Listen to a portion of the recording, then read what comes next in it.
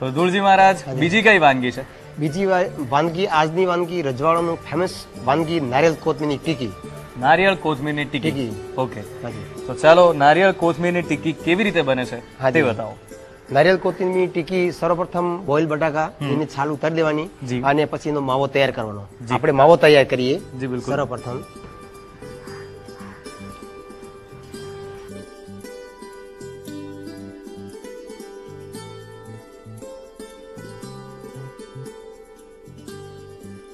હવે એને મસાલો ઉમેરીએ. જી. પહેલા મીઠું ઉમેરીએ. જી. 5 ગ્રામ મીઠું. કોર્નફ્લોર નાખીએ. અચ્છા, કોર્નફ્લોર. હા જી, તો માવો છૂટો નહીં પડે. હવે એને માવાને તૈયાર કરીએ. માવાને ફિનિશિંગ માટે સહેજ તેલ નાખવાનું. એની ફિનિશિંગ સારી આવે. અચ્છા.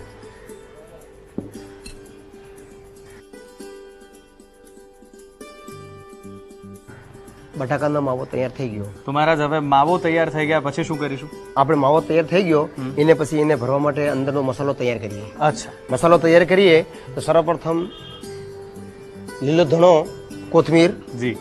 5 ગ્રામ મીઠું નાખવાનું. બુરું ખાંડ. હાજી. 15 ગ્રામ. કોપરાની છીણ. લીંબુ નીચોડીએ ખટાશ માટે. જી. લીલું મરચું 10 ગ્રામ.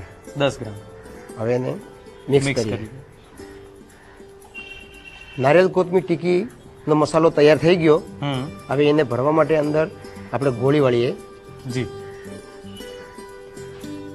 મહારાજ ફરસાણ જે છે, હાજી, તો એની અંદર બીજી કઈ કઈ વેરાયટીઝ આપણે ત્યાં હોય છે? અમારે અહીંયા બનારસી ટીકી, મકાઈ પનીર ટીકી, મિક્સ કંદની ટીકી. ઓકે. મિક્સ કંદની ટીકી બહુ પ્રખ્યાત છે રજવાડુમાં. અચ્છા. હવે માવો અને મસાલો બંને તૈયાર. હવે ટીકી તૈયાર કરીએ આપણે. ચાલો.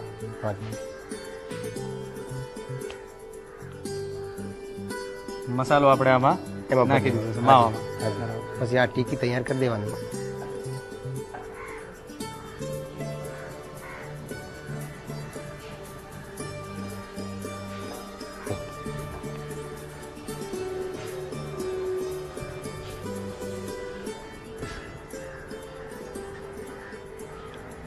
આ નારિયેળ કોથમીર ટીકી તૈયાર. બિલકુલ. હવે આપણે શેકી નાખીએ તવા ઉપર. સર્વપ્રથમ એને તેલ નાખી દઈએ તો નીચે ચીપકે નહીં. જી. હાજી. હવે એને શેકી દઈએ નારિયેળ કોથમીર ટીકી. અને બધી બાજુથી આપણે બરાબર શેકી લેવું. હાજી, બધી બાજુ સહેજ એને ચોટાની એમ કરીને સહેજ તેલનો ઉપયોગ કરવાનો. જી. હાજી.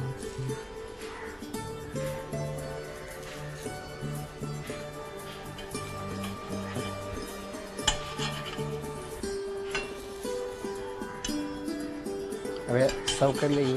આ નારિયેળ કોથમીર ટીકી તૈયાર. જી.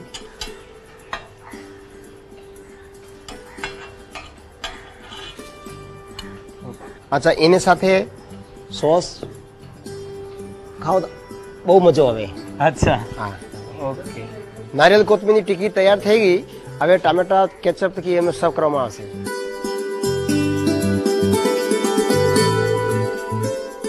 તો મિત્રો,